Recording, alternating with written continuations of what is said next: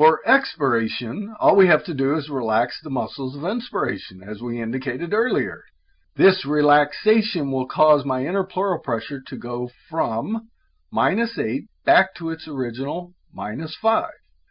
So notice, as inner pleural pressure goes from -8 to -5, then that means the transmural pressure gradient is going back down. Instead of being 8, it's now 5. So I have less force pushing out. This less force pushing out, that just means a drop in transmural pressure gradient. Alveolar volume goes down, therefore the pressure goes up, and because the pressure went up, air flows out of the lungs. And that's how we get the air out. And air flowing out will ultimately get the alveolar pressure back to 0. Once alveolar pressure is 0, there's no more airflow. And where does the system go to? FRC. Take away all external influences and you go to FRC because that's equilibrium for the respiratory system.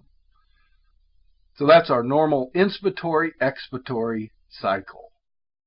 Okay, what we just described in words, we're going to now see on a graph.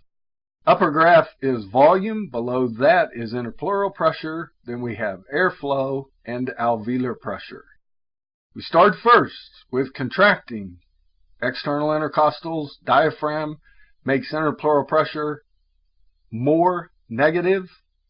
This increases the transmural pressure gradient, which distends or expands alveoli. Therefore, alveolar pressure becomes subatmospheric. Notice in the panel right above it, flow occurs. The flow is going in, and the top panel shows the volume of air that goes in. Notice as we get to the very last part of that green, that represents the end of inspiration. Airflow returns back to 0 because alveolar pressure at end inspiration, as we indicated on a previous slide, alveolar pressure at end inspiration is now 0, or in other words, atmospheric. Therefore, there is no flow.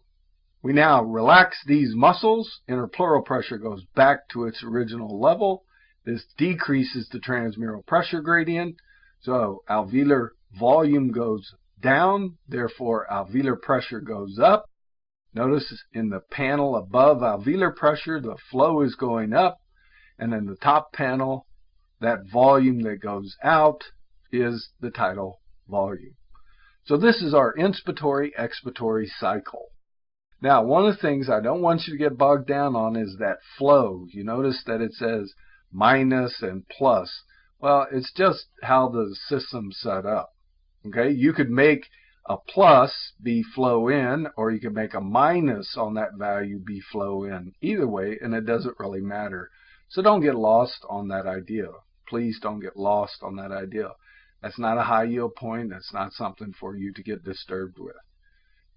So here are changes that we've discussed. This is negative pressure breathing. This is how we get air in and out of the lungs.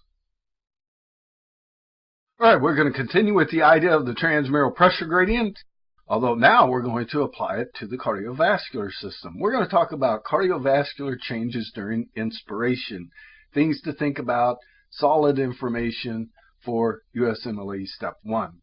As we indicated, during inspiration, interpleural pressure becomes more negative. That means the transmural pressure gradient across the alveoli went up. Well, remember, interpleural pressure is the outside pressure for everything in the chest, including the vasculature. So, because interpleural pressure is becoming more negative, the transmural pressure gradient is increasing across the vasculature. That's going to cause the great veins and right atrium to expand.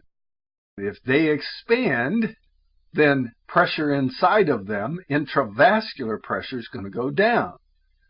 Well, if that pressure goes down, remember that's the downstream pressure for venous return.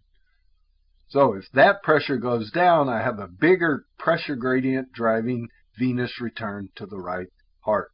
So systemic venous return and right ventricular output will go up because I have more venous return. I increase preload, I'll increase output. Stroke volume's going to go up on the right side. That's Frank Starling. As we did discuss in the previous cardiovascular section, this creates the physiologic splitting of the second heart sound, because this increase in volume to the right heart delays the pulmonic component. This increase in volume to the right heart delays the pulmonic component. Now, pulmonary vessels are going to expand. When we think about the pulmonary circulation, we think of veins, even on the pulmonary artery side. So both arteries and veins, the transmural pressure gradient is going to go up. So that vasculature is going to expand, increasing the volume in the pulmonary circuit. All right, let's think about that. Both artery and venous side. Both artery and venous side. So I'm not increasing the pressure gradient. I'm just increasing the total volume in the pulmonary circulation. And if I'm increasing the volume in the pulmonary circulation, I'm going to reduce venous return to the left heart. It's kind of like venous pooling when we stood up for gravity. We're going to get vascular pooling in the pulmonary vasculature, and that's going to decrease venous return to the left heart. We'll continue on with this on the next slide. So as we indicated in the last part of the last slide, venous return to the left heart goes down. Well, Frank Starling, the heart don't get it, the heart don't pump it. That means reduced output of the left ventricle. This is going to decrease arterial blood pressure. Now, in addition, this inspiration will reduce vagal outflow to the heart, and you'll start getting a slight rise in heart rate. This is called a respiratory sinus arrhythmia. So breathing in reduces vagal outflow to the heart. The exact mechanism is very controversial. Okay, if you want to just remember it because arterial blood pressure is going down, could be a barrel reflex. It could be, some people believe that. But there are other factors going on that may contribute to this, or may be the mechanism for it. Regardless, bottom line, inspiration reduces vagal outflow to the heart. So during inspiration, you get a little increase in heart rate. This is called a respiratory sinus arrhythmia. And that can change heart rate. And so sometimes people have very strong respiratory sinus arrhythmias. And so you want that to go away in order to get a good baseline heart rate on somebody who's undergoing an EKG. Now, hopefully it will make sense to you that the cardiovascular changes during expiration are just a reverse of what we just said. Interpleural pressure moves towards zero. In other words, it becomes more positive. Transmural pressure gradient returns to its original level. Pulmonary vessels are no longer going to be distended. They're going to be compressed. In other words, we're going to have elastic recoil occurring. So volume of blood in the pulmonary circuit decreases. Where's that volume going? To the left heart, to the left heart. Therefore, systemic arterial pressure rises during expiration because I have greater venous return to the left heart. So aortic pressure is going to go up, particularly systolic. The vagal outflow returns. Again, that mechanism is debated, which is going to reduce heart rate. So that's part of our respiratory sinus arrhythmia. Goes up a little bit in inspiration, then back down in expiration. Now, another thing to remember is something called the Valsalva maneuver. A Valsalva maneuver is a forced expiration, and as we will discuss in pulmonary function testing, when I perform a forced expiration, I take the chest and I compress it down and in. So I'm just pushing the chest down and in. This creates a positive interpleural pressure. All right, interpleural pressure is the outside pressure for everything in the chest, including the great veins. So if interpleural pressure becomes positive, you can markedly compress the great veins in the chest, markedly reducing venous return. And if I reduce venous return, then I'm going to reduce cardiac output. And if cardiac output falls, then blood pressure can fall. The Valsalva is sometimes called the bearing down. So you're making a forced expiration, but you don't allow air to come out. And people can pass out from this, because if you hold that for a long enough period of time, this reduction in venous return can get severe enough that blood pressure falls enough that you get a syncope event.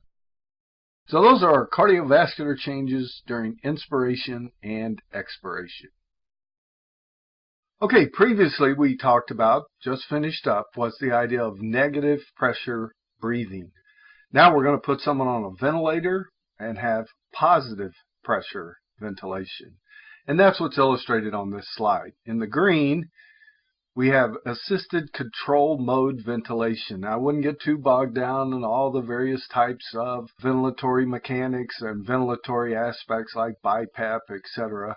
And so you shouldn't get too bogged down on this assisted control mode ventilation. At the arrow, the patient initiates an inspiratory effort and then the ventilator kicks in, and that's what drives ventilation. If you notice on the next curve, the next ventilatory curve, the patient doesn't initiate it, and then the ventilator goes ahead and initiates an inspiratory-expiratory cycle. So the patient tells the ventilator it's time to breathe, but in case the patient doesn't, then the ventilator goes ahead and kicks in, and that's all that's illustrated there. Now, the difference between negative pressure and positive pressure breathing is, notice, again, the green curve for now, notice we are making airway pressure positive for inspiration. So we're putting a positive pressure at the mouth and forcing air in. Effectively, just think like a big syringe. You're just pushing on the syringe to push the air in. Now, once we take away that pressure at the mouth, then airway pressure falls and we have a passive expiration. Now remember, where do we go back to when we take away all external influences? Where does the respiratory system go? Exactly, FRC, FRC. And so zero pressure at the mouth here represents FRC, just as it would in negative pressure breathing.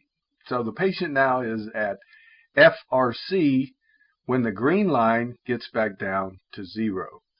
Now, a type of ventilation you should appreciate for step 1 is called positive end expiratory pressure. Beep, beep. Yeah, it's called beep. You have to admit these respiratory lingos are pretty darn great. Beep, beep. Positive end expiratory pressure. That's the blue curve.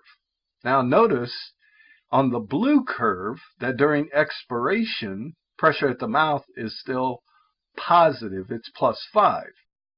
So we're keeping positive end expiratory pressure. So we always have a pressure that is positive in the airways. Since we're at +5, then we're not returning to FRC. So one of the downsides of positive end expiratory pressure is that you don't return to FRC. And remember that pulmonary vascular resistance is lowest at FRC. So during PEEP, we're going to have an elevated pulmonary vascular resistance, which will reduce venous return to the left heart. In addition, we're not doing the same breathing pattern. In negative pressure breathing, we're pulling the chest up and out, making the interpleural pressure more negative. Well, now we're pushing the chest out, but we're pushing it from within. Just imagine that we're pushing air into the lungs, the chest cavity expands, but that's because it's being pushed from the inside. Well, that push from the inside is driving us toward a positive interpleural pressure. So during mechanical ventilation, positive pressure breathing, during the inspiratory cycle, you're tending to make interpleural pressure positive, which gets exacerbated with PEEP. Notice the higher airway pressures during inspiration, plus we have a positive end expiratory pressure. So interpleural pressure is going to be positive. That's going to tend to compress the great veins in the chest, reducing venous return to the right heart. So we have reduced venous return to the right heart. We have increased pulmonary vascular resistance. So PEEP is going to decrease cardiac output. Put a patient on PEEP, you're going to decrease cardiac output. Now you may be asking, well, why would you ever want to put someone on PEEP? Well, the rationale for that is if we have high recoil forces in the lung. and we're worried about atelectasis. PEEP helps prevent atelectasis. So like in conditions of adult respiratory distress syndrome, you're going to keep that positive end expiratory pressure in order to try to prevent atelectasis. The idea is you're going to trade off a little cardiac output to make sure that we still have ventilation of the alveoli. Breathing is a good thing. Another mode of ventilation to know for step 1 is called continuous positive airway pressure, CPAP. CPAP. Again, kind of beep, CPAP. Oh, these are great. These are great. CPAP.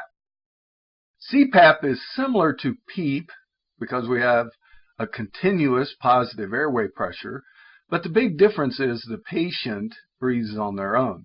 So you notice on the left-hand side of the curve, pressure at the mouth is 5. The patient makes an inspiratory effort, so airway pressure falls some, but it never becomes subatmospheric. It never becomes subatmospheric. And we use CPAP. We use CPAP for obstructive sleep apnea.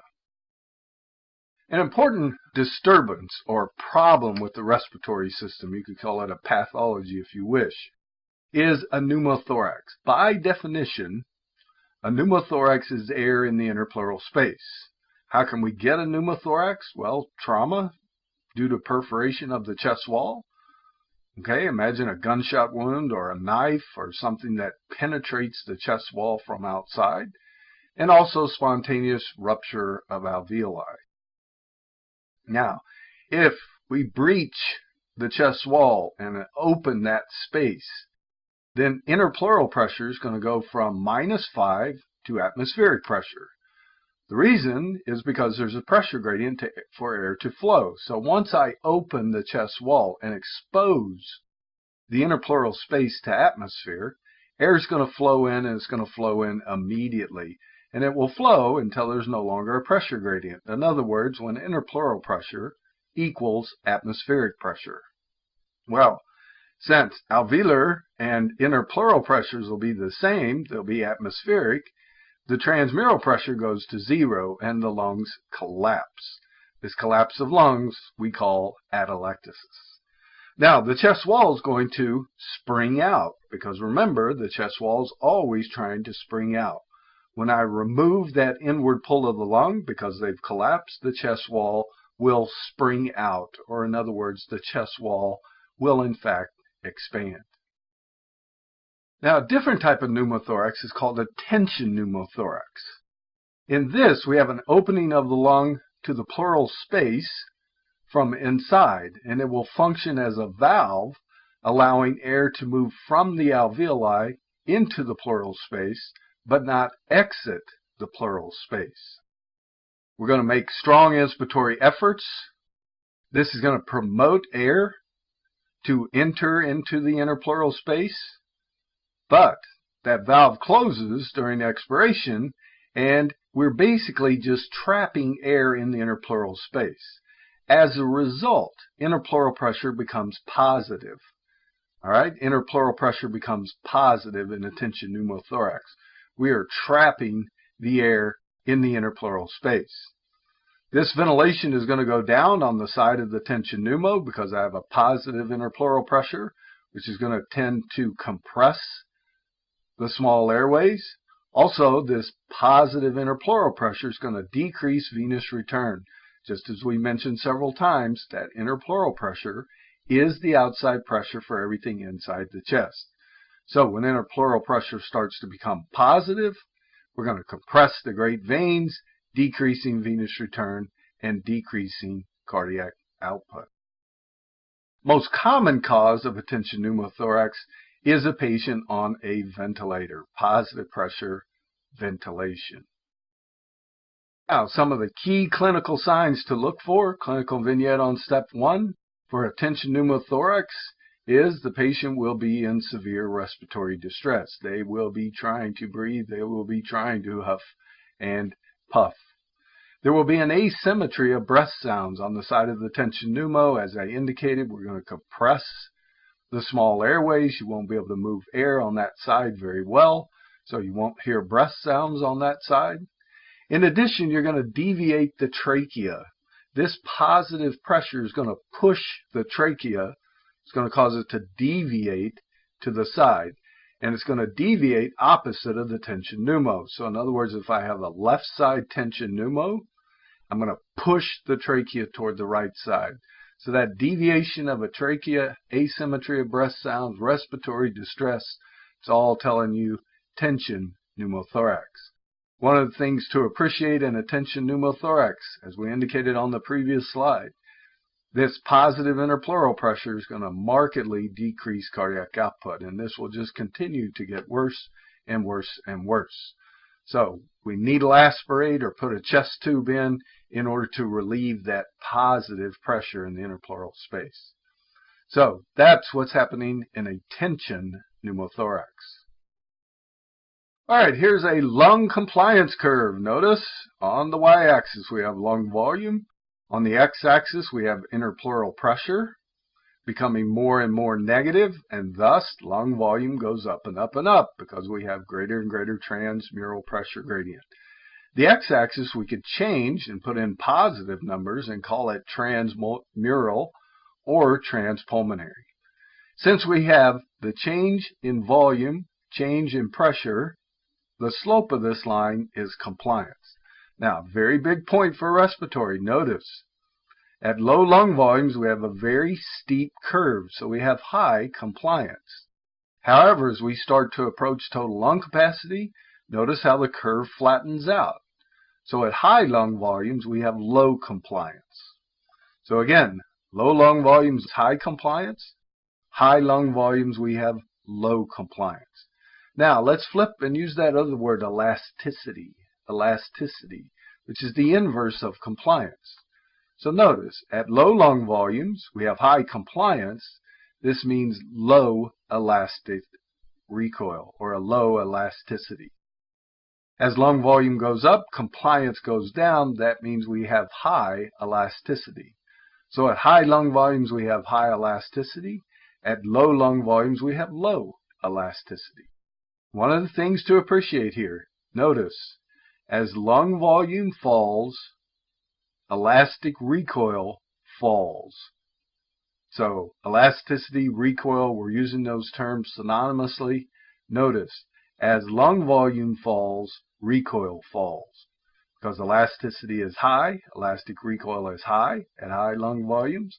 Elastic recoil is low at low lung volumes. All right, let's bring in the pathologic changes that occur for the respiratory system with respect to lung compliance. Our normal curve is in the purple, but notice the green curve. This would represent an example would be interstitial pulmonary fibrosis. Really all the restrictive diseases, asbestosis, silicosis, sarcoidosis, all of these push down or compress or decrease the change in volume to change in pressure relationship. In other words, we have reduced compliance. We have reduced compliance, which means we have high elastic recoil. So in these pulmonary diseases, like interstitial fibrosis, they are characterized by reduced compliance. We put these all together and label them as restrictive diseases. The lungs are restricted from expanding. The lungs are restricted from expanding. This is very similar to the idea of restrictive cardiomyopathy. It's difficult to fill a ventricle in restrictive cardiomyopathy. Only that's blood. Well, same concept here. In restrictive pulmonary diseases, it is difficult to fill the lungs with air. So they're going to be characterized by reduced compliance or increased recoil. Our other example here is emphysema. That's the blue line. Notice that compliance has markedly increased. In emphysema, we're getting destruction of the interstitium of the lungs. The alveolar septa are being destroyed, and so we have less and less inward recoil of the lung. As a result, that means we have increased compliance. Emphysema is one of our obstructive diseases, and obstructive diseases are characterized by increased resistance to airflow. And the main pathology for an emphysema patient is associated with this lack of recoil. Very high compliance, low recoil. All right, low recoil. All right, let's talk about the components of lung recoil, elastic recoil. These are the collagen and elastin fibers of the lung. And as we indicated before, the larger the lung, the greater the stretch, the greater the recoil. So at high lung volumes, we have high recoil. Now, it turns out that it's not the collagen elastin fibers that are the predominant components of lung recoil. The predominant component of lung recoil is surface tension forces in the alveoli. Surface tension is created where we have a liquid-air interface. So when air and liquid see one another, we generate surface tension forces. These are very, very strong molecular forces. And the resolved direction of those is inward. The resolved direction of those is inward. In other words, in alveoli, they act to collapse the alveoli. Surface tension forces are the main component of lung recoil. Okay? Lung recoil. This relationship can be expressed when we think about the law of Laplace. Tension equal pressure times radius. If we just rearrange that, we know that the pressure is proportional to tension divided by radius. So the greater the tension, the greater the pressure in the alveolus because of these elastic recoil forces associated with surface tension. How do we know that surface tension is the predominant component of recoil? Well, we've demonstrated experimentally, but we also have a couple of important clinical conditions. Infant respiratory distress syndrome, in which surfactant is deficient or not functioning properly. These infants, typically associated with premature infants, do not have adequate surfactant. All right, let's back up. What does surfactant do? Surfactant is that highly lipid molecule that interferes with surface tension forces. So if we don't have surfactant, we're going to have a lot of surface tension forces and thus a very high recoil, or in other words, low compliance. As a result, the work of breathing is just enormous,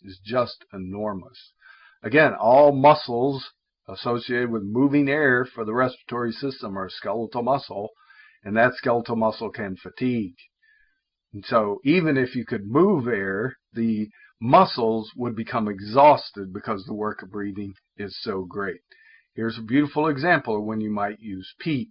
Because of the high recoil, you are worried about spontaneous atelectasis. The other one that kind of mirrors this in the adult is adult respiratory distress syndrome. We mentioned in cardiovascular. This is an acute lung injury. One of the more common causes to think about for ARDS is sepsis. Here we have an injury to the pulmonary capillary endothelium. This will lead to interstitial edema and increased lymph flow. This injury and increased permeability of the alveolar epithelium lead to protein leakage into the interstitial space of the lungs and reduces the efficacy of surfactant. And as a result, lung recoil goes up, just like if we don't have it, in the example being infant respiratory distress syndrome. If we reduce the efficacy of it, same kind of scenario, big increase in recoil forces. Gastric aspirations can also cause a direct injury to the lung epithelium, increasing permeability and creating edema. And again, here are examples. This ARDS would be another example where we might use PEEP because we're reducing lung compliance, increasing elastic recoil. We are worried about spontaneous atelectasis, and thus we use PEEP, PEEP. This is a graph to kind of illustrate the idea of respiratory distress syndrome. So the blue line represents our normal. Notice how the curve gets shifted down and to the right. In A, so this is a patient starting to suffer from respiratory distress syndrome. Notice here on the x-axis, instead of having interpleural pressure, as I mentioned on the previous compliance curve, we could put transpulmonary pressure or we could put transmural pressure gradient. So by decreasing the slope of that line, compliance is going down. The lungs are getting stiffer. They're more difficult to expand, which means elevated recoil. Now B shows the concept, and this is an important concept, that if alveoli become atelectic, it takes a lot of distending pressure, a lot of transmural pressure gradient or transpulmonary in order to open them back up. So notice that very high level of transmural pressure needed to open a collapsed alveoli. So we're really trying to work to make sure that alveoli don't collapse because they're so difficult to open back up. All right, elastic recoil, overcoming the elastic forces, is one component to the work of breathing. The other component is airway resistance, pressure flow resistance, pressure flow resistance. Yeah, just like we discussed in cardiovascular. Only here, this is air that's flowing, not blood. Remember still, resistance is inversely related to the radius to the fourth power. Now it turns out the first and second bronchi is the site of most of the airway resistance. Okay, that doesn't seem to jibe up very well with the idea of resistance being inversely related to the radius to the fourth power. So how do we reconcile this idea? Well, the answer here is turbulence. The answer here is turbulence. These airways have a pretty good sized diameter, and we have a lot of velocity, very high velocity. So big diameter, high velocity, Reynolds number is high, and we get turbulence. Two big things associated with turbulence is you can hear it. Yeah, you can hear breath sounds, but it also markedly increases resistance. So that's why most of the resistance is here in these larger airways, because of turbulence. All right, autonomics, parasympathetics. Bronchoconstriction occurs via parasympathetic stimulation. This is the M3 muscarinic receptor. In addition, M3 stimulation increases airway secretions. So parasympathetics bronchoconstrict and increase airway secretions. Again, M3. M3. Going the other way, bronchodilation occurs as a result of catecholamines, more specifically epinephrine. Because the airways express the beta-2 receptor, epinephrine stimulates beta-2 to cause relaxation of smooth muscle. That's a GS, cyclic AMP pathway. What's one of the first drugs you give in anaphylactic shock? Yeah, epinephrine. Epinephrine for that bronchodilating capacity of epinephrine. Again, that's beta-2 receptors. A very important concept in respiratory is illustrated on this slide. Notice what this slide says. We have lung volume on the X, airway resistance on the Y. As lung volume goes up, airway resistance goes down. So there's an inverse relationship between lung volume and airway resistance. Again, there is an inverse relationship between lung volume and airway resistance. All right, what is the mechanism for this? Well, let's do that on the next slide. Two things provide the mechanism for why, as lung volume goes up, airway resistance goes down. The first is the transmural pressure gradient. Remember that in order to get to high lung volumes, interpleural pressure becomes more and more negative. This increases the transmural pressure gradient across alveoli, but it also increases the transmural pressure gradient across small airways. Because we have a greater transmural pressure gradient, they expand and resistance falls. So one mechanism for the inverse relationship between lung volume and airway resistance is the transmural pressure gradient. The second is a mechanical, we call radial traction. Walls of alveoli are connected to small airways. Therefore, as alveoli expand, They literally pull open small airways. By pulling open the small airway, it increases the radius, which in turn reduces the resistance. So again, our two mechanisms for this mechanical effect: as lung volume goes up, airway resistance falls. Greater transmural pressure gradient, and the structural component, radial traction. Okay, now let's do a little pulmonary function testing. You know, in pulmonary function testing, you take a deep breath in and then you blow it out as hard and as fast as you can. And you know, if you've ever done this, this will resonate to you. What's the technician doing? She or he is screaming, blow, blow, blow, and they're just, they're really encouraging you to blow hard, because it's very important that you make a maximal forced expiration. All right, what do we see on pulmonary function testing? Here's a graph illustrating this. Notice that we take a deep breath in all the way to total lung capacity. So in this individual, it would be 6 liters. Then we blow out until we can't blow out any more air. The volume that was blown out we call the forced vital capacity. It is vital capacity, it's just being forced out. That's why we call it a forced vital capacity. In this example, it's 5 liters. Forced vital capacity is a volume. Next key characteristic we look at is something called the FEV1. In this example, it's 4 liters. FEV1 stands for forced expiratory volume in 1 second, or the first second. So notice this subject blew out 4 liters of the total of 5 in the first second. So what we do is we take that and make it a ratio, the FEV1 to FVC ratio. When we make this a ratio, it turns it into a flow parameter. All right, it turns it into a flow parameter. Notice what we have from pulmonary function testing. We have flow and we have volume. Restrictive diseases are characterized by reduced compliance. So what's going to go down? The major factor? Volume. Obstructive patients, this is characterized by increased airway resistance. So the factor that's going to go down? Flow. So flow down in obstructive, volume down in restrictive. That's how it works out. Again, highly diagnostic. All right, let's talk about the physiology of pulmonary function testing. On the left would be a passive expiration.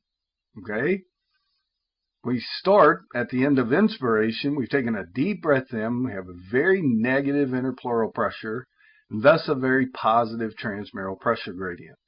Then, if we were to passively breathe the air out, okay, not force it out, interpleural pressure would remain negative the entire time, and we would go back to FRC. For pulmonary function testing, we're going below FRC. We are blowing out that expiratory reserve. We do that by contracting abdominal and internal intercostals, compressing the rib cage down and in. This results in a positive interpleural pressure shown on the right. So during a forced expiration, we're going to make interpleural pressure positive. So in this example that we're utilizing, interpleural pressure is now 20.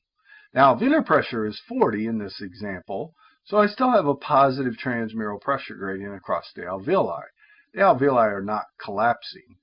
But as I work my way outward toward the mouth along the airways, airway pressure is becoming less and less. We have to have a pressure gradient for flow. Now notice at this point, transmural pressure gradient is -5. Airway pressure is 15, interpleural pressure is 20. 15 minus 20 gives me a -5. So now I have a negative transmural pressure gradient, which is going to cause airway compression. We call this the dynamic compression of airways. Once we get to this point, this dynamic compression, the airflow is no longer dependent upon effort. So what's driving the airflow? Recoil. Now remember, As lung volume falls, recoil falls. So as I get dynamic compression of airways, since recoil is driving the flow, as the lung volume falls, the flow falls. And we will see that characteristic aspect when we do a flow volume loop in just a few moments. So this is the physiology of what is occurring during a forced expiration, part of pulmonary function testing. Okay, how do we use this to diagnose? On the right is the normal that we already walked through. On the left is an obstructive patient. All right, how do I know this patient is obstructive? Well, notice their FEV1 to FVC ratio is 50%.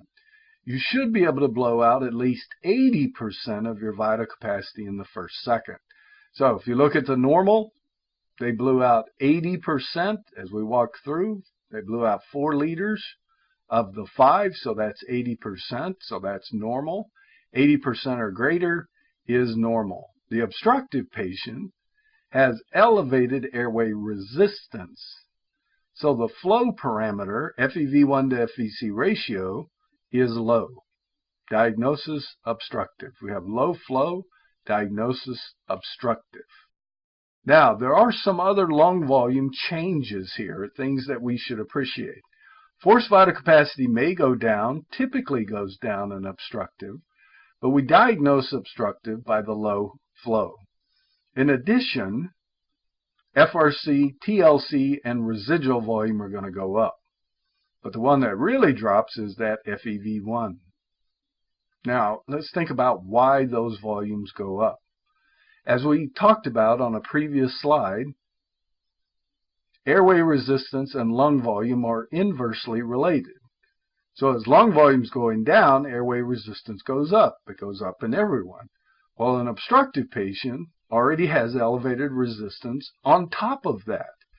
So it becomes very difficult in an obstructive patient to blow air out. And thus they get more trapped air. Residual volume is going to go up, which is going to increase FRC. And if residual volume is going up and up, then total lung capacity goes up. Hopefully that makes sense.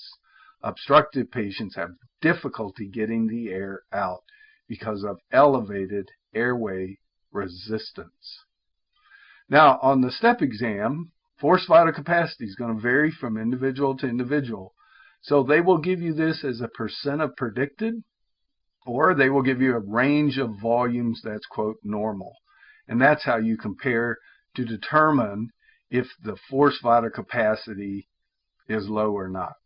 But again, you always use the patient's forced vital capacity and the patient's FEV1 to calculate the FEV1 to FVC ratio. Normal is 80% or greater. Low FEV1 to FVC means low flow, means obstructive, Now, the other thing that we do, our big obstructive diseases are asthma, chronic bronchitis, and emphysema. So expect to see pulmonary function testing before and after bronchodilator therapy. Okay, that's a beta-2 agonist, oftentimes albuterol. If you have an obstructive patient and then you administer a bronchodilator, a beta-2 agonist, if the flows get markedly better, then diagnosis asthma. If they don't, then the patient has COPD. COPD means either chronic bronchitis or emphysema. And the reason for that classification is most likely because most patients have some combination of emphysema and chronic bronchitis. So you just put it under the umbrella of COPD, chronic obstructive pulmonary disease. Okay, for restrictive patients, again, on the right is normal. To the left is our restrictive patient. And hopefully the thing that jumps out to you is the markedly reduced volume, low volume. But notice, in this subject, we do have low volume, but their FEV1 to FVC ratio is normal. In this example, it's 88%. So it's above 80%, means it's normal. They have normal flow, but low volume. The lungs are restricted from expanding. all the lung volumes are going to go down in a restrictive patient. And hopefully that makes sense, because if their lungs are restricted from expanding, we won't be able to hold volume. So low volume is the problem in a restrictive patient. Their flow will be normal. FEV1 to FVC oftentimes is pretty high, but bottom line is greater than 80%. So normal flow, low volume, restrictive. And again, some examples: interstitial pulmonary fibrosis, sarcoidosis, asbestosis, silicosis, the osis.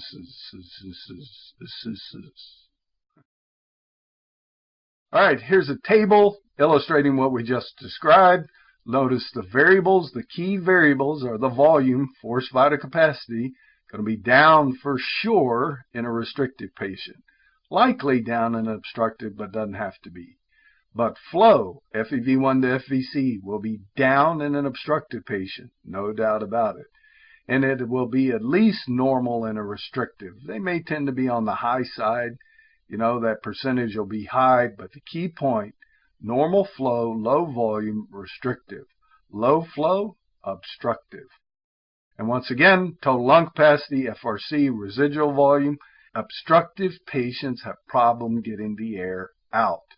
Therefore, those volumes are going to go up. Restrictive patients, their problem is volume, so those volumes are going to go down. So that's our big comparison. Key things to focus on are forced vital capacity and the FEV1 to FVC ratio. But do know those three lung volumes highlighted in the purple, which direction they go in obstructive and restrictive. And if you can remember that obstructive patients have problem getting the air out, then that can help you to remember which direction their lung volumes go. Restrictive patients have problem getting air in. All right, they can't get enough air in, so those volumes go down. All right, here's a flow volume loop.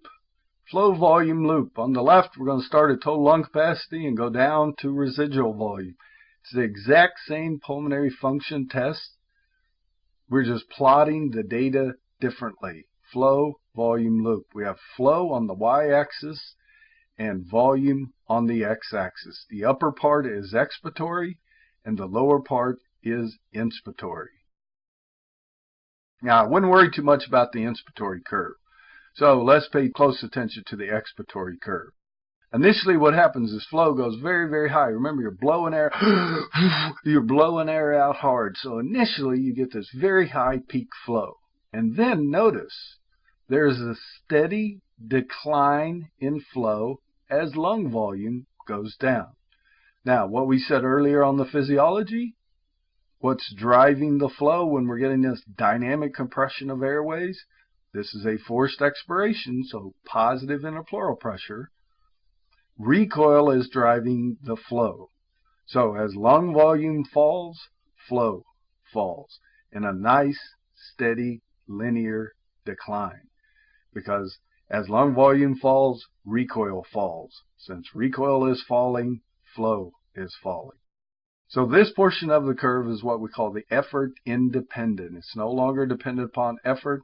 It's the lung recoil driving the flow, and lung recoil is a property of the respiratory system, no longer dependent on effort. Now, one of the things that happens to this effort independent portion is it will scallop or bow inward, as illustrated by the dashed blue line. This is very characteristic of an obstructive patient. All right, let's think about why that curve does that. Well, if I pick a lung volume, any lung volume on this effort-independent part, the scalloping shows that I have less flow. So compare the scallop to the normal. As you can see, at that lung volume, you have less flow. Less flow, obstructive. Less flow, obstructive. So very characteristic scalloping of the effort-independent portion of a flow volume loop. Pulmonary docs love flow volume loops. Here are three expiratory curves of flow volume loops. Now notice we're just looking at the expiratory. In green in the middle we have our normal. The purple to the right is restrictive. The blue to the left is obstructive. So these will be characteristic changes in a nice comparison of obstructive, restrictive, and normal. Now obviously you may not be given the labeling of this. So we have to look at the key characteristics that we see that define the two pathologies. Number one, notice that the blue, if I were to draw a straight line, steady decline like I see in green and purple, you can see the scalloping on the blue line, the effort-independent part, very characteristic of an obstructive patient. Other characteristics, we always start this test at total lung capacity. So this point on the graph for the three different graphs represents total lung capacity. You can see that total lung capacity goes up in obstructive, goes down in restrictive. What's left in the lungs after we blow out all we can blow out? Well, that's residual volume. Notice that the restrictive patient has a low residual volume. The obstructive patient has a high residual volume. So those are the key characteristics that show us why we diagnose the blue line as obstructive and the purple line as restrictive.